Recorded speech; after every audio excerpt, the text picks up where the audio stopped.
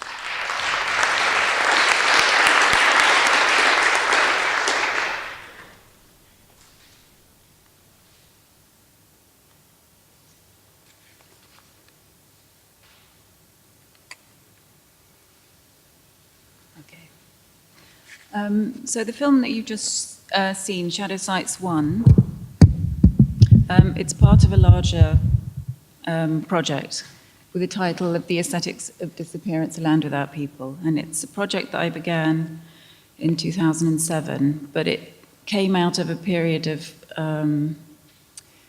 thinking about the aftermath of the 2003 Gulf War. And one of the starting points for the project was an article I came across in 2004 about an English forensic anthropologist, a woman called Margaret Cox. And the article had been published because at that point she was working in the south of Iraq. But I'll just read you the first couple of paragraphs in the article and then talk a bit about why it was important for this project. Margaret Cox searches for butterflies, but there's no joy if she finds them. They are the byproduct of what she terms a geophysical anomaly. We know it by its common name, a mass grave. In the butterfly kingdom, each species feeds on a specific host plant. There's a blue butterfly that feeds only on Artemisia vulgaris. It's a wildflower that grows to 4 foot, about the height of a child.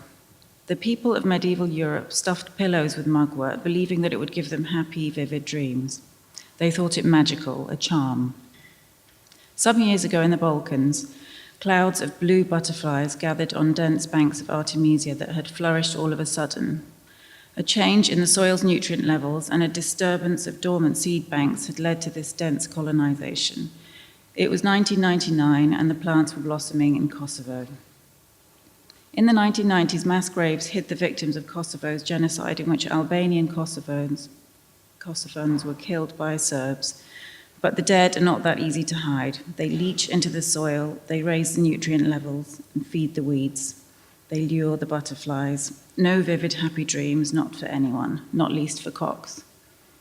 So I was very struck by this image of this team of forensic anthropologists wandering out into the countryside, looking for butterflies, looking for flowers, and thinking about the relationship between the body and the landscape, and about the idea of trying to disappear the body into the landscape, literally, in this case, by burying the bodies in mass graves and trying to cover the evidence, hide the evidence of the genocide.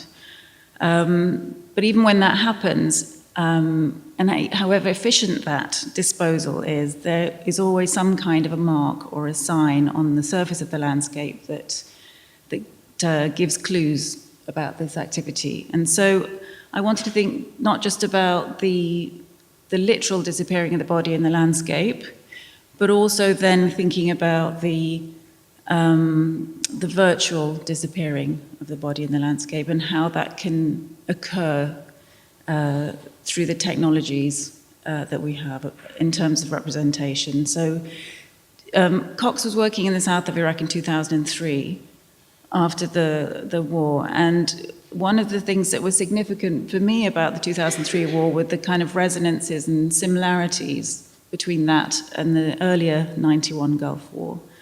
And one of the most important things to emerge out of the first Gulf War was this new way in which conflict was represented, almost exclusively from the air, almost exclusively from the perspective of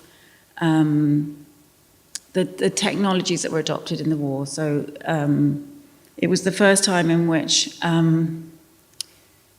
it's not the first time in which, obviously, aerial bombardment was used, but this was a kind of a new level of sophistication in aerial warfare. And one of the things that was significant in terms of the way the war was represented was that these tended to be the only images that we saw. So we either saw kind of hardware on the ground in the desert, or we saw these aerial images, very similar to the images of early gaming as well, that were often shot by the pilots who were flying, or sometimes even by the ordnance itself. So it was beginnings of using, laser-guided cruise missiles, which also had cameras on them, which were delivering the image of the destruction that they were wreaking.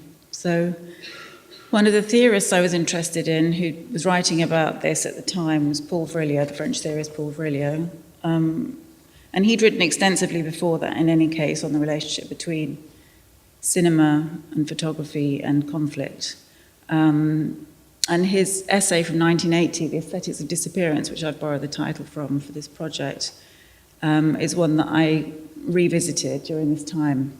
And one of the stories in that essay that he recounts is the story of Méliès, the French film pioneer, and talking about the kind of the possibilities for a kind of trickery or a kind of magic with the use of film in this case. So he recounts the story of Méliès filming in Paris one day and finding at some point while he's filming in the street that the camera he's using stops working. So somehow the film jams and he has to fix it, and then he gets the film rolling again. And of course, when he looks at the footage later, he sees that he's been able to generate a kind of magic trick so that, a horse and cart suddenly is transformed into a tram, or a man is turned into a woman. So I wanted to think both about this landscape of this conflict, this place, and also think about the relationship between that and photography and how it was represented through, certainly at the beginning through early photography, and also thinking about the process that Margaret Cox is going through. So as a forensic anthropologist, if you read about how they operate in the field, it's very similar to the way in which an archaeologist would operate. So once you've identified a mass grave and you start digging, you have to be very meticulous. It's a very careful process of removing the soil and the dust, identifying all the objects that you come across. Everything has to be photographed in situ. It has to be removed carefully. So it's the process for me was very similar to that of archaeology. So one of the places I went to look at photographs of in this case, the Middle Eastern landscape, were a number of archives. So these photographs that I'm going to show you now from the Freer and Sackler archive in Washington, which is the Asian collection, part of the Smithsonian Institution. And these are photographs taken by a German archaeologist who was working in the Middle East in the early part of the 20th century, called Ernst Herzfeld. And one of the things he did, he was a very keen amateur photographer, and he had a panoramic camera that he used, and he would often photograph the sites he was excavating from a distance. And I was really struck by this image and the one that follows it. So the archive have all his negatives, they all have all his test prints and also his final print. So you can kind of see by looking at the photographs what his process of working was. So in this case, it's a straightforward contact print, an original contact print. So you see his shadow in the foreground. And then in the second print, which is a more refined finished print, he's retouched the photograph so that he's removed his shadow and removed his presence from the image. So that very simple process completely transforms the way in which we would read the image. He also often would take photographs from such a distance that it was often difficult to see what the subject of the photograph was. And I was struck by how contemporary these images looked and how similar they are to some of the images that were coming out at the time of photographs that were being taken on the surface of Mars, or so often you'd be looking and wondering what the focus or the subject of this photograph was. So in this instance, for example, he's actually standing on the edge of a site that's unexcavated, but on the far right you can just see this tiny little raised point on the horizon, and this is what that raised point is. So, the fact that he's reducing this very important archaeological site to a kind of footnote almost in the image was also significant for me, interesting. The second set of images that I looked at, and this was all kind of research that I was doing in developing the work. So thinking then about the first time in which photography was used directly in a war situation, and looking at the relationship between photography, the technology of photography, and that of flight. So I found these images in the archives of the Air and Space Museum, again in Washington, and these images were taken by a small unit within the American Air Force, the American Aerial Expeditionary Force, which was established during the First World War. And they were one of the earliest units that were kind of dedicated to aerial surveillance. And these photographs are... So they recruited Edward Steiker, the photographer, to set up this specialist unit, and they were working with very small biplanes, very large format cameras, flying out over the Western Front 2 or 3 times a day. And they had set up a darkroom on the ground where they could process the plates very quickly and produce images of the battlefield so that strategic decisions could be made on the ground quickly. But what was most striking for me was the way in which this new perspective, this vertical aerial perspective, completely shifted the way in which we might think, or the way in which it changed the image of the battlefield and transformed it into something almost beautiful. So here we have 3 different images showing various trench systems. So you can sort of see the wiggly line of the trenches and the little, the dots of the kind of pock marks of the shelling on the ground. Areas, so this is very late, this is 1918, so it's very late. So the whole landscape of the Western Front is one of utter devastation. So there's nothing left standing, there's no vertical structures, there's no buildings, trees. And the shelling is so intense in some areas that the landscape is completely transformed into something else. So they start to look like, the surface of the moon or something. Obviously, the whole point was to be sort of systematic, and so there are some images here where you actually see the progression from, a site that's been identified as a target, and then once it's been shelled, another photograph is taken, and it's taken again later on. And so what I thought was very interesting about these images is the way in which you still see, even on the one on the right, there is still a very faint shadow of a footprint of some kind of structure. So it's that idea, again, going back to the Margaret Cox story, of however much we try to destroy the evidence of something, there's almost always some trace left behind. These are a few more examples of the trench systems. And I was kind of struck too by this, this connection with flight, photography, the beginnings of having this different perspective on the ground, abstraction, and how that influenced the way that artists were working and thinking about landscape. So, when you look at an image of a trench, it's a completely different experience on the ground to what we're seeing when we're up in the air. So this idea of the disappearing of the evidence of the atrocity, again, by taking this aerial perspective.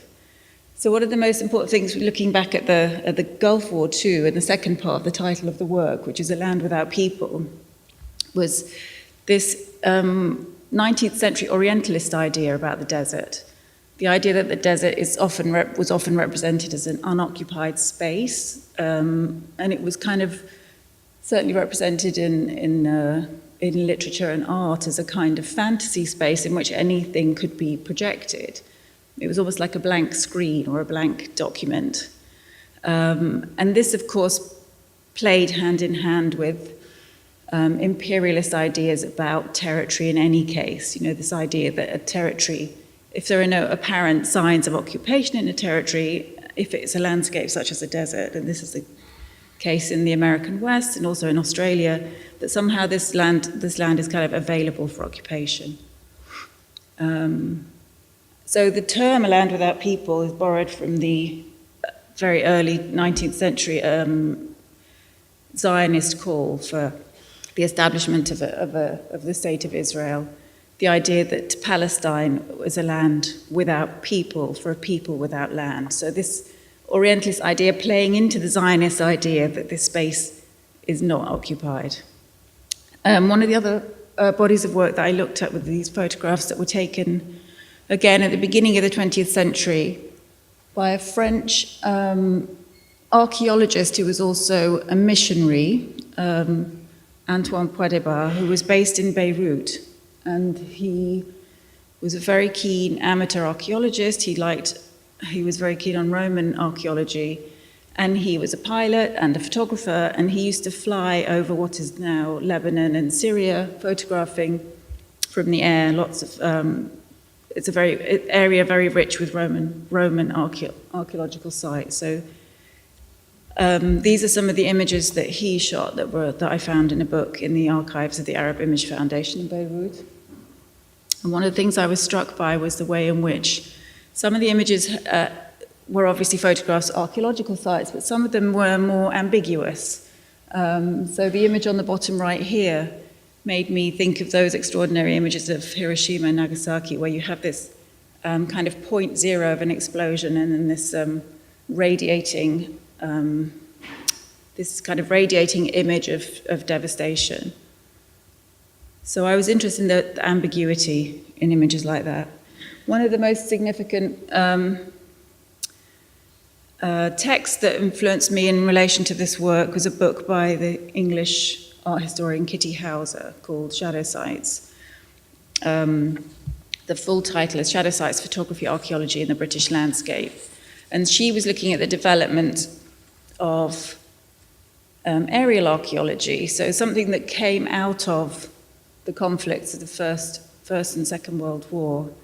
And she talked about how English archaeologists, or people who were interested in archaeology, who were also in the British Air Force and were flying over Europe in the First and even more so in the Second World War, were often discovering new archaeological sites on the ground that nobody had known about. And she talks a lot about the development of aerial archaeology as a discipline in itself. And so the term shadow sites is actually a term that's borrowed from aerial archaeology. And it's a phenomenon whereby if you're vertically above the ground in an aeroplane, if you have a vertical perspective, and the sun is very low in the sky, so shadows are very at their longest, then for a very short period of time, an archaeological site may appear on the ground because its shadow is cast. And then when the sun moves further up, that image completely disappears. There are also crop sites and sites that you can see through reflections on water, but this idea that the surface of the earth could kind of hold an image was one that interested me. So it's almost like an unprocessed photographic image, and with just the movement of the sun over the site, the image would appear and then disappear. So how are we doing? I was filming in the Middle East in 2003 and 2004, and I was filming on the ground in the Eastern Desert in Jordan. And one of the things we noticed when we were filming there was these structures in the ground. So it's a very dry, deserty landscape, then it has this volcanic rock on the surface. And it was clear from looking at on the ground that there was some activity that had gone on in this landscape that you couldn't see. And it's only when I looked at photographs taken from the air of the same landscape, taken by archaeologists, I discovered that there were all these very complex prehistoric structures in the landscape. I was going to say something a little bit about Sophie Rieselhuber's work, but this was work that came out of the 91 Gulf War, the French photographer Sophie Rieselhuber, and she was photographing Iraqi trench systems in the south of Iraq and the north of Kuwait, and made me think about the possibility of actually filming and photographing from the air. So these next set of images are photographs that I've taken from a book published by two English archaeologists who are working in the region for the last 25 years, and they've just been documenting archaeological sites. But what was interesting for me was that they were taking it right up to the 20th century. So they included this site, which also appeared in the film you've just seen, which is actually a trench system that was dug during the First World War by Ottoman troops under German orders. And I was very struck by the way in which, in this landscape, the scars of the First World War are still very clearly visible, even though in this centenary year of the start of the First World War, it's the territories in which the First World War was fought outside of Europe often continue to be neglected for some reason. So even though the birth of the modern Middle East occurs at this point, at the end of the First World War, it's not really a conflict that it's not a conflict we're talking about in that context.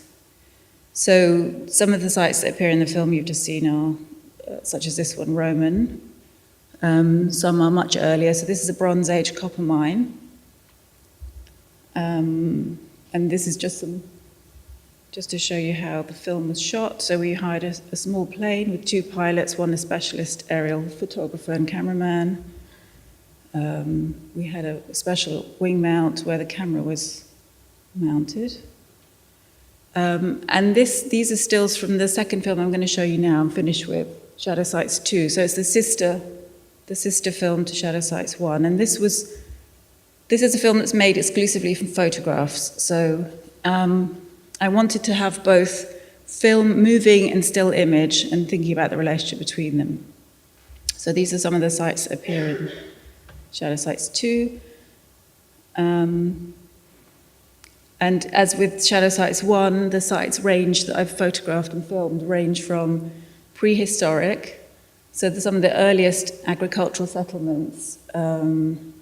And what I was trying to do with the film also was to kind of show that this landscape has been densely occupied over time, so it's not an empty space. So we go through prehistoric settlements, we go to Nabatean settlements, Roman, Christian, Crusader settlements, all the way up to the First World War, and then now with contemporary farming, industrial farming. This is how the works are normally shown. They're not usually screened in a kind of cinema context. They're films that are run continuously in a gallery context. So they're shown in spaces in which you can kind of move in and out of. And normally shown in this way so that the film is completely contained within a space. There's no kind of border or frame to the film. So I think I'll stop there, and then if we can run the second film.